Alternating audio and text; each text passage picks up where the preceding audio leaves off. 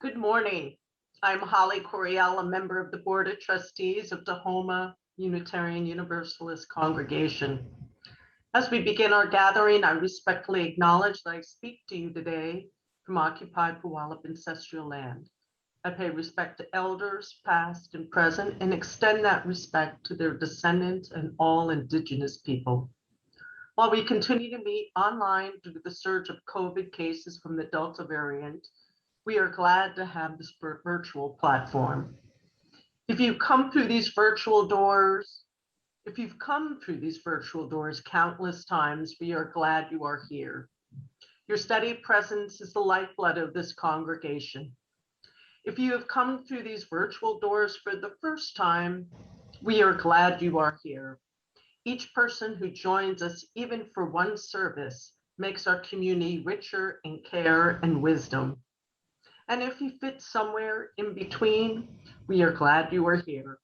Your contribution of time, energy, and love make possible this welcoming congregation with all of its diversity and its continuing search for truth. You can find all of our program announcements this week in our e-news and listed on the church calendar. And here are some highlights for this week.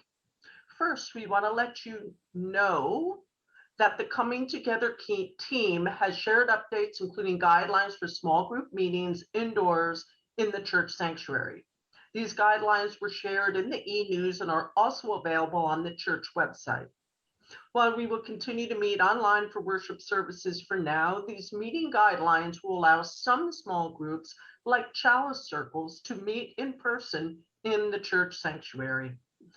And if you can find the information for registering for chalice circles in both the e-news and on church website under the news tab.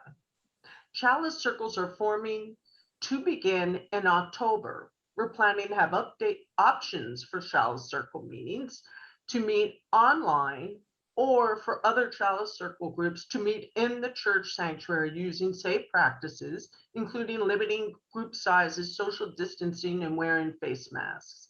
See details in the news and let us know what days and times work best for you. Then Mary Ryan will be back in contact with you as the chalice circle groups are formed. This fall, the Pacific Northwest UU congregations from Washington, Oregon, and Alaska are joining together to offer religious education programs on Sundays for elementary grades 1 through 5, Sundays for middle school grades 6 through 8, and Wednesday evenings for high school grades 9 through 12. Again, see the e-news or the blog post on the website and contact Nancy Slocum to register. Adult volunteers can also register with Nancy. Following worship service today, we will have an online and in-person opportunities to connect in community. Immediately following our worship service, you can join us for social time and Zoom meeting. We'll paste that link at the end of the worship service, or you can find it on the church calendar. At noon, you can join us for social time in person at Wapato Park. Then at 1 p.m. this afternoon in the church parking lot, join the Infinite Cups for the first annual Apple Smash. Bring an apple or two or more, write something on that apple that you're ready to release, and then smash away. Later this week, take a ramble through Point Defiance Park on Thursday night. Then on Friday night, join us for open mic night on Zoom. We need both folks to sign up to share your talent or share a poem or story, as well as audience members to enjoy the program. So be sure to check that out and see the details on how to be a presenter or join the fun by being an audience member on Friday, October 1st at 7 p.m. Again, links for all our programs can be found in our weekly e-news or on the church calendar. Friends, please read the e-news when it arrives in your inbox each week. It is the primary channel for you to stay connected and informed on all what is happening in our congregation. Our staff works hard to ensure your e-news contains all the news and information you ask for and expect. Thank you. And thank you too for your ongoing financial support to our congregation that makes all of this possible. Our programs, our staff who create and facilitate the programs, and the connections that we make to our congregation. Now, let us join together in worship. Thank you, Holly. So many wonderful options and opportunities here at the congregation this week. And with this bell, let us now enter into worship. I am Reverend Joe Rettenmeyer, the sabbatical minister here at Tahoma UU. And I have opening words this morning from Reverend Scott Taylor. Building the possible. May this flame cast its light toward the coming days, reminding us that the future is not simply a place where we are going, but a place we are creating. The path of new possibilities will not be found, but made. A new world is waiting to be built. May our time together light the way.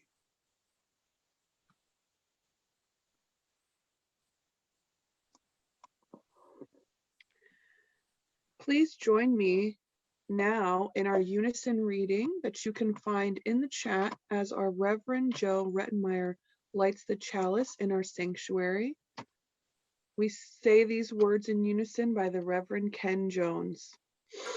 We light this chalice in deep respect for the mystery and holiness of life, in honor and gratitude for those who have gone before, with love and compassion for those who dwell among us, and with hope and faith for the generations to come. Please now join us in singing our opening hymn, My Life Flows On in Endless Song. The lyrics are in the video.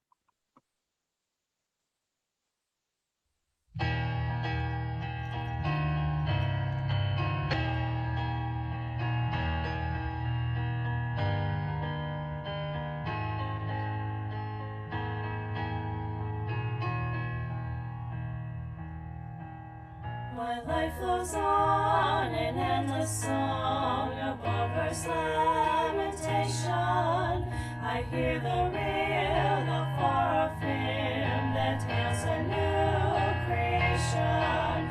Through all the tumult and the strife, I hear the music ringing. It sounds an echo in my soul. How can I keep from singing? What though the tempest round me roars, I know the truth that liveth. What though the darkness round me flows, songs and the light it giveth. No storm can shake my inmost drum, while to the rock I'm clinging. Since love prevails in heaven and earth, how can I keep from singing? When tyrants tremble as they hear the bells of freedom ringing, when friends rejoice both far and near, how can I keep from singing? To prison cell and dungeon vile, our thoughts to them are ringing. Send friends for shame or undefiled, how can I keep from singing? How can I keep from singing?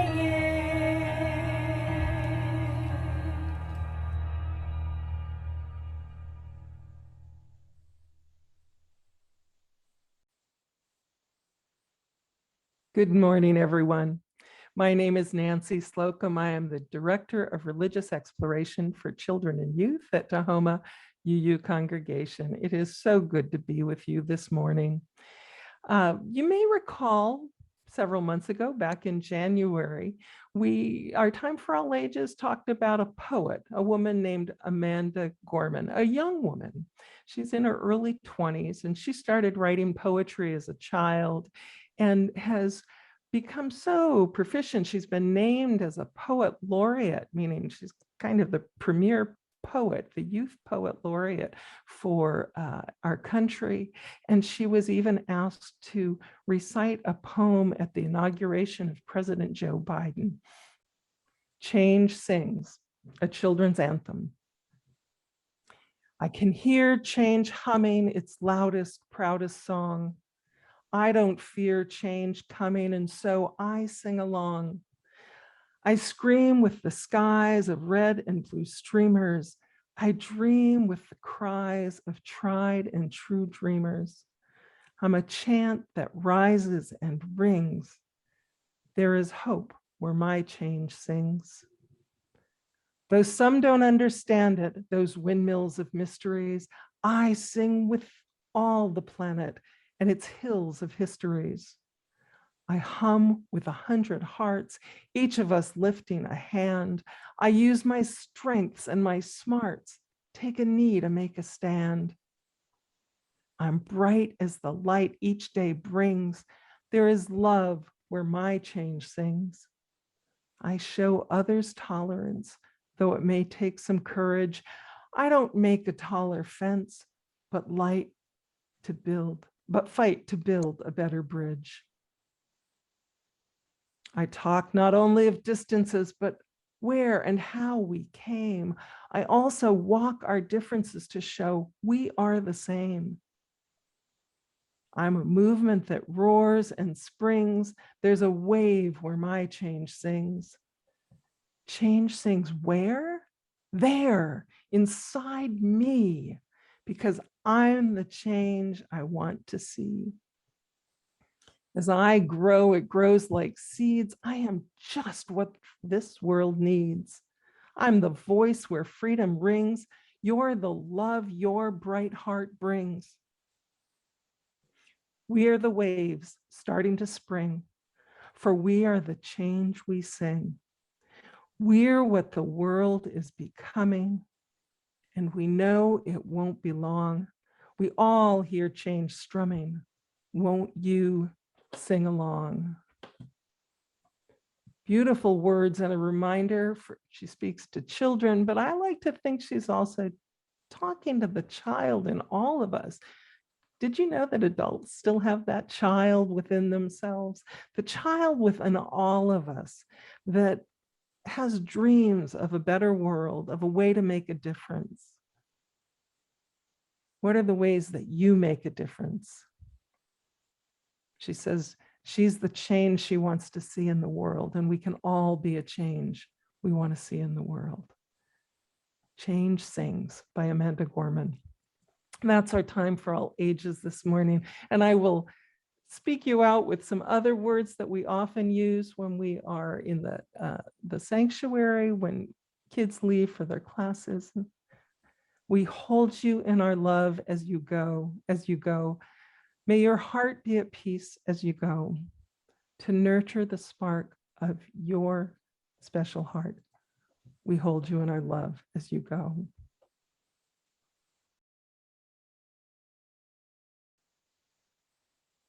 Thank you, Nancy. What a wonderful poem. Now is the time to offer financial gifts to the work of this congregation. Thank you for your consideration to support our church during this unprecedented time apart. You may follow the link on this slide or click the link in the chat or text your donation to contribute your support for our church members and staff to keep our congregation connected in new and dynamic ways. Every little bit helps, and while we are physically apart, our gifts are stronger together. As custom when we are in person, we read together a unison reading by the Reverend Bill Graves to dedicate our offering. These words are also in our chat and on the slide. We dedicate ourselves and our offerings to the work of this congregation, weaving a tapestry of love we call community, both within and beyond these walls. Beloveds, our readings today are from the written journals of a very powerful change leader, Mahatma Gandhi. And these are from his entries in the years 1937, 1940, and 1942. And as I read through these, I ask you to note the progression of his thought in these three passages, keeping in mind that several years of his lived practice of them lay between them. So from 1937, my faith in truth and nonviolence is ever growing, and as I am ever trying to follow them in my life, I too am growing every moment. I see new implications about them. I see them in a newer light every day and read in them a newer meaning.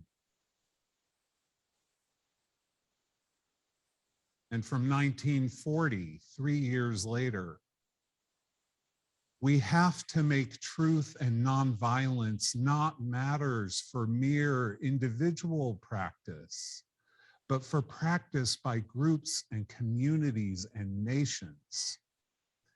That, at any rate, is my dream. I shall live and die in trying to realize it. My faith helps me to discover new truths every day. Ahimsa, which I will interject. Ahimsa is the respect for all living things and avoidance of violence toward others. Ahimsa is the attribute of the soul and therefore to be practiced by everybody in all the affairs of life. If it cannot be practiced in all departments, it has no practical value. And finally, from 1942, 2 years later, I have not conceived my mission to be that of a knight errant, wandering everywhere to deliver people from difficult situations. My humble occupation has been to show people how they can solve their own difficulties.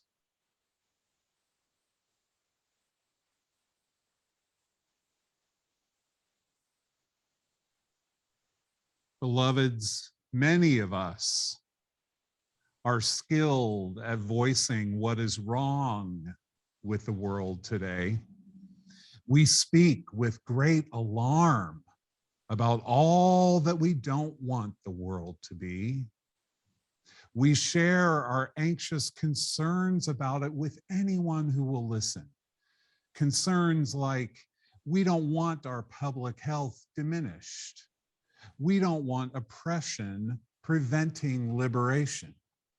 We don't want our human ingenuity to continue to be spent destroying this earthly paradise. However, as many among us skillfully speak of everything we don't want the world to be, many of us do continue to uphold the possibilities for what we do envision. Those voices among us go unheard too often. Voices that say, we want liberation from poverty, disease, and war. We want a healthy world, community grounded in respect for the full spectrum of human diversity. We want our human ingenuity to be spent on health for all living beings, that we may all flourish interdependently as the spirit of life intended us to. These collective visions held by so many of us in this world can be found in the principles of our faith. Core living principles, which we, the congregations, continue to shape and improve through time. And while we, the congregations, collectively value those principles, we also value that each of us are individuals with unique personal experiences of practicing them. So as you might expect, with any covenant in any faith tradition, we frequently find ourselves in dilemmas between our covenanted principles and our lived experience. In particular, our lived experience of the suffering we humans cause when we sort ourselves into communities of race, sexual orientation, gender identity, cultural affinity, economic class, or vaccinated and unvaccinated. Oftentimes, learning about the collective suffering in our communities and witnessing it firsthand may make us desire to retreat into our own personal principles, our individual moral codes, if you will, in order to limit the pain of what we witness. But friends, we need to understand that while our personal principles may feel like a source of certainty during challenging times, it's the collective principles we, the congregations, aspire to that are most certain to transform closed-mindedness into open-mindedness. That's the possibility our principles have through practice to manifest peace. It can feel risky to share with others the collective principles and the personal principles we each live by, especially others who may not share them. Social norms often encourage us to shy away from voicing our principles, whether it be at the dinner table or the meeting table. Many people wish to only reveal their principles to those who they know share them.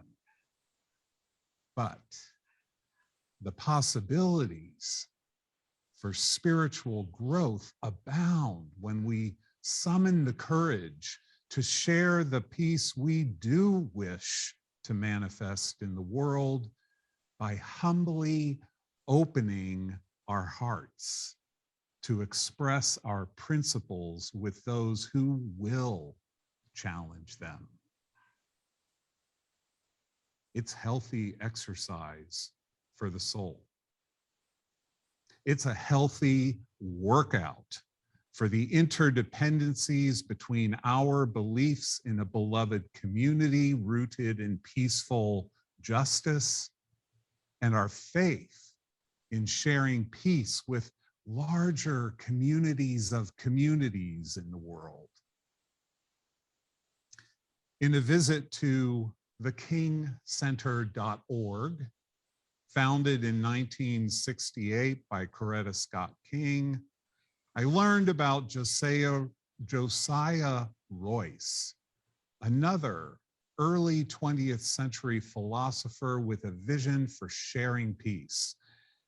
And I'd like to share some of what I learned. In 1913, Royce observed that above and beyond the actual communities we experience on a daily basis, there is also an ideal beloved community made up of all souls who are dedicated to the cause of truth, reality, and peace. Josiah Royce went on to found the Fellowship of Reconciliation, and it was Martin Luther King Jr., a younger member of the Fellowship of Reconciliation at the time, who would exercise Royce's revelation about the beloved community in his own theological formation, and later in the world's larger liberation and justice movements. For Dr. King, the beloved community was not some lofty utopian goal, nor a rapturous image of a heavenly kingdom in which lions and lambs coexist in harmony. Rather, he demonstrated to us that the beloved community was an achievable goal rooted in reality, attained when a critical mass of people commit to and practice philosophies of peace and methods of nonviolence. As many of us know, Dr. King's beloved community is a prophetic vision that remains just as relevant today as it was during his lifetime. Simply put, it is the vision that all people will one day be able to share in the abundance of the earth. It's a vision that all forms of marginalization and discrimination will yield to an inclusive spirit of siblinghood, where love and trust will rise while fear and hatred will diminish, where principled peace will prevail over all. To refresh your memory, Dr. King's practice of peaceful nonviolence recognized that conflict between peoples, communities, and nations is an unavoidable part of our human experience. Unavoidable.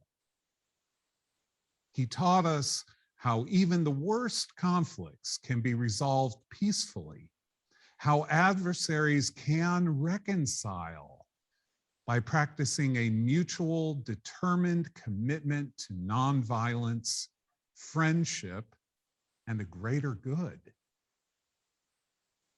In 1956, Dr. King spoke at a victory rally for a Supreme Court decision desegregating Montgomery, Alabama's buses. At that rally, he shared this vision publicly for the first time. These are his words. The end is reconciliation. The end is redemption. The end is the creation of the beloved community.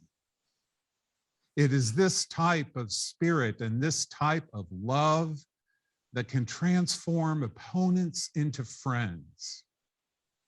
It is this type of understanding goodwill that will transform the deep gloom of the old age into the exuberant gladness of the new age.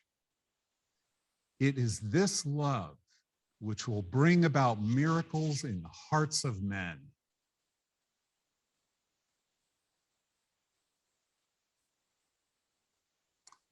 A central value of Dr. King's quest for beloved community is agape, the compassionate love toward all whom we encounter, taught by Buddha, Muhammad, peace be upon him, Gandhi, Jesus, and many spiritual prophets throughout history.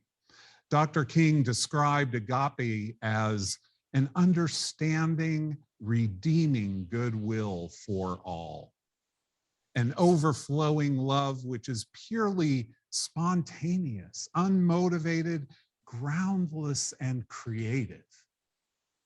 The love of God operating in the human heart. He said, Agape does not begin by discriminating between worthy and unworthy people. It makes no distinction between a friend and enemy. It is directed toward both. Agape is love seeking to preserve and create community. Agape is love seeking to preserve and create community. It's revelations such as these that continue to influence our Unitarian Universalist principles. Ever since Dr. King preached and demonstrated it, we have sought his goal of the beloved community. We still hold faith that the beloved community will come to be as we move to make peace manifest on earth. As Dr. King practiced his vision of social justice, he turned to the writings of Mahatma Gandhi and Gandhi's prophecy of peaceful nonviolence. Those passages I shared with you a few minutes ago are some of the very same writings Dr. King studied and integrated into his own personal principles.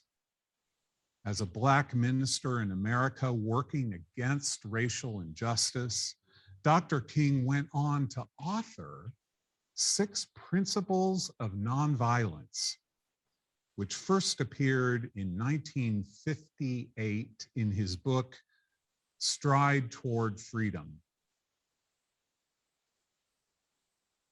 Now, as I reflect on them this week, 63 years later, I've come to realize how his leveraging of the term nonviolence I've come to realize how his leveraging of the term nonviolence then is similar to our leveraging of the term peace now. So I've chosen to interpret each of his principles in the light of today's nonviolent peace. And I find them not merely teaching us what nonviolent resistance is, but laying a path for practicing peace in today's world.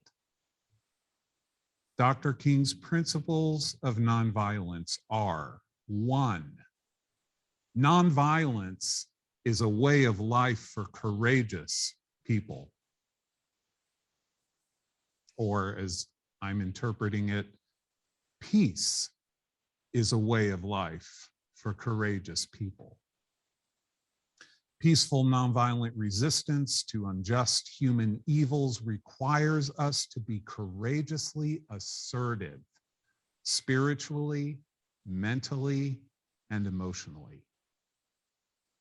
The second principle, peace seeks to win friendship and understanding.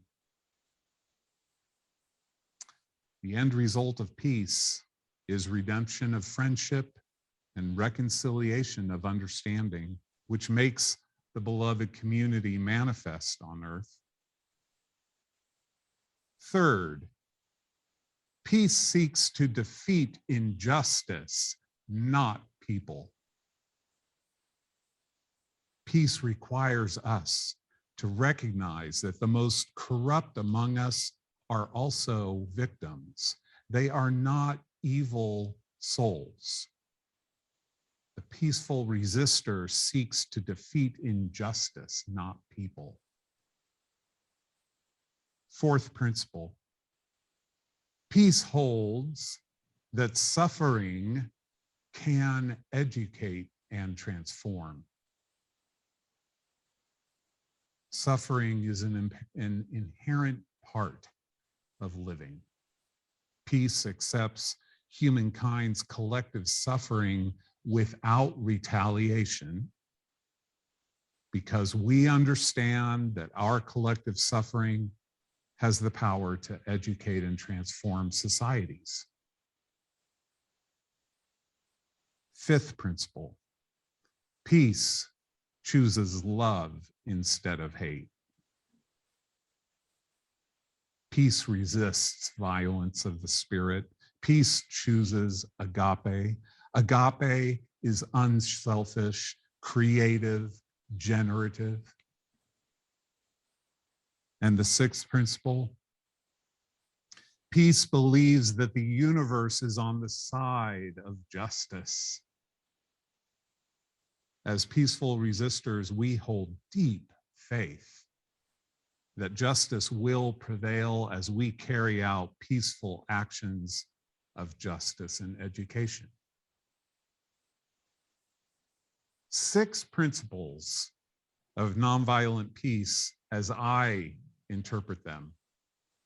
They're a veritable prescription from our beloved doctor for practicing peace and agape.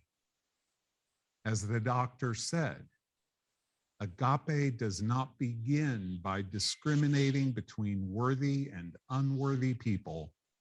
It makes no distinction between a friend and enemy. It is directed toward both. Agape is love seeking to preserve and create community. So, beloveds, if you would be so kind, allow me to pose each of Dr. King's principles to you as a question. So I ask that right now you just close your eyes as I read through them. So as you're comfortable, close your eyes. Take a deep breath in and out. And simply pay attention to how each of these questions resonates with your lived experience, how they feel in your heart in this moment. And simply answer yes or no to yourself as we go. Does peace believe that the universe is on the side of justice? Does peace choose love instead of hate? Does peace hold that suffering can educate and transform? Does peace seek to defeat injustice, not people? Does peace seek to win friendship and understanding? Is peace a way of life for spiritually courageous people? And one final question. Is peace possible?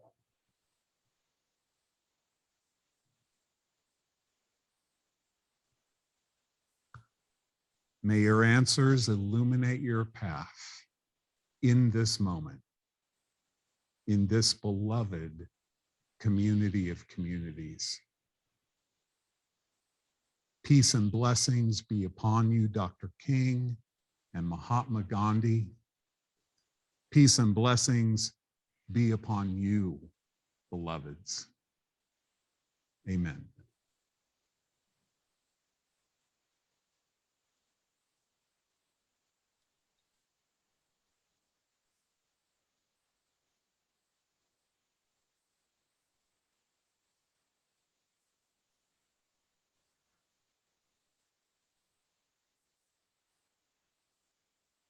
So with so many words of wisdom, visions of peace, musical poems in our hearts, friends, let us set an intention for the week ahead from all that we have shared and learned today.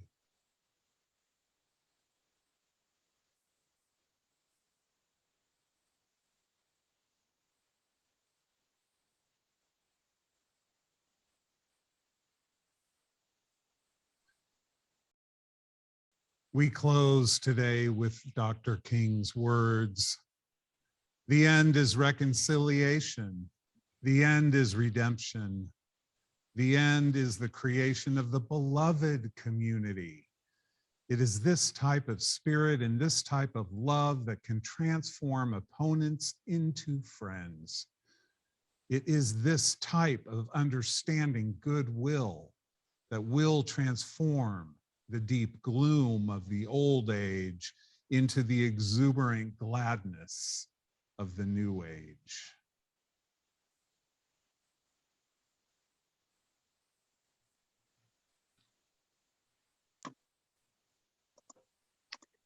Thank you so much, Joe, for that wonderful service today.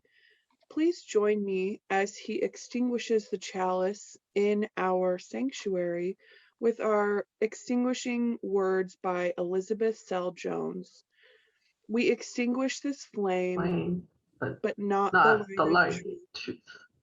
the warmth of community, or the fire of commitment. These we carry in our hearts until we are together again. And now, for those of you who have actually only joined us remotely or through Zoom, when we gathered in person, now is the time where we would stand and hold hands with the people we were sitting next to. And I think of this as a really great reminder of passing the peace as Joe spoke to today. Please join me in our closing blessing songs, also words able to be found in the chat. From you I receive, to you I give, together we share, and from this we live.